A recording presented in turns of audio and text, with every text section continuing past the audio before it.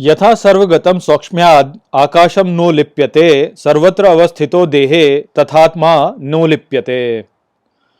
Hello friends, this is the 32nd shlok of the 13th chapter of Bhagavad Gita, and today we will understand this shlok in detail. So let's first go over its meaning. So the shlok says, Yatha sarvagatam sokshmyad, which means due to subtlety as all pervading, akasham no lipyate, which means sky does not attach, sarvatra avasthito dehe, which means everywhere situated in the body, Tathatma no lipyate, which means similarly Atma does not attach.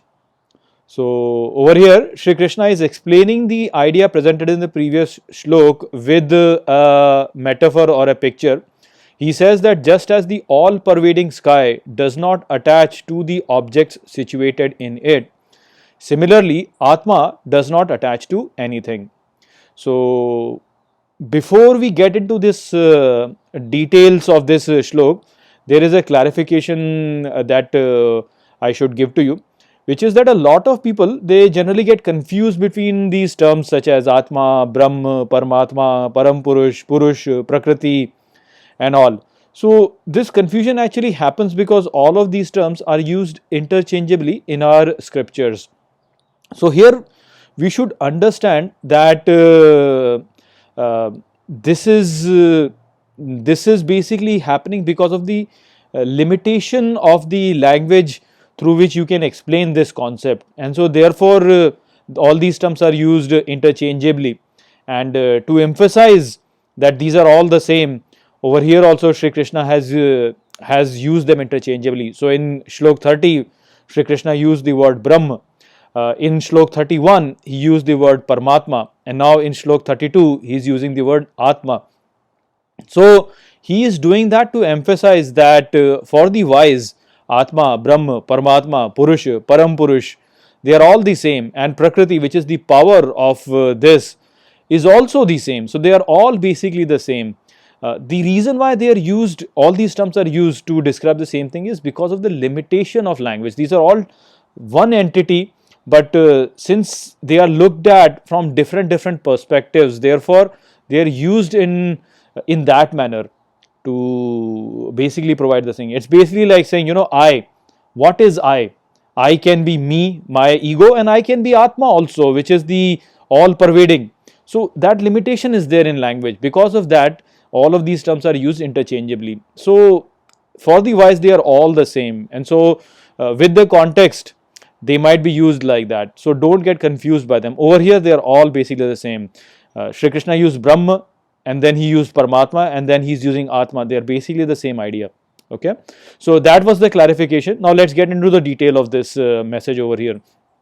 So Shri Krishna said that in the previous shlok, basically he said that while being situated in the body, Paramatma or Atma, in this Atma and in the previous shlok Paramatma, he doesn't attach to anything and he doesn't do anything. Now this seems to be a very counterintuitive idea. We say that everything over here is situated in Atma, and then the changes are happening over here, of course. So we will say that it's situated in Atma, so the changes are happening in Atma, right? That's what people will say, that how can you say that Atma is not changing or Atma is not acting? Actions are happening in Atma, so Atma must be acting, right? It's how people think. But this basically happens because we look at this world only from the point of view of changes. We look at this world only from the point of view of physical objects.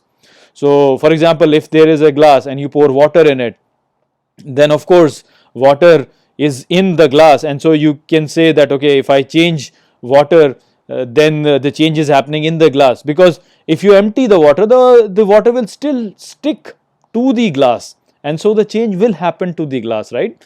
So that's how we look at it. That's because we are only thinking in terms of physical objects.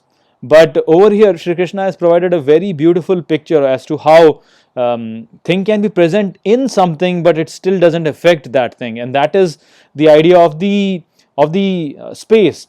So in space you can have dirt, you can have a beautiful thing, and you can remove it, but the space is not affected by that.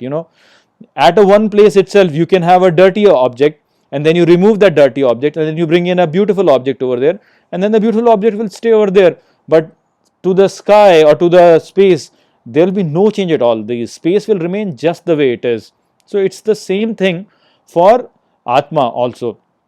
Atma, the changes can happen in it, but those changes don't really affect the Atma, just like changes can happen in space, but the space remains the same. So that is what we have to understand over here, in terms of how the Atma or the Paramatma or the Param Purush or Brahma is not acting and is not getting attached, while Purush and Prakriti over there, these changes are happening. And when we know that it's the two sides of the same coin. So Purush and Prakriti are basically the powers of Param Purush.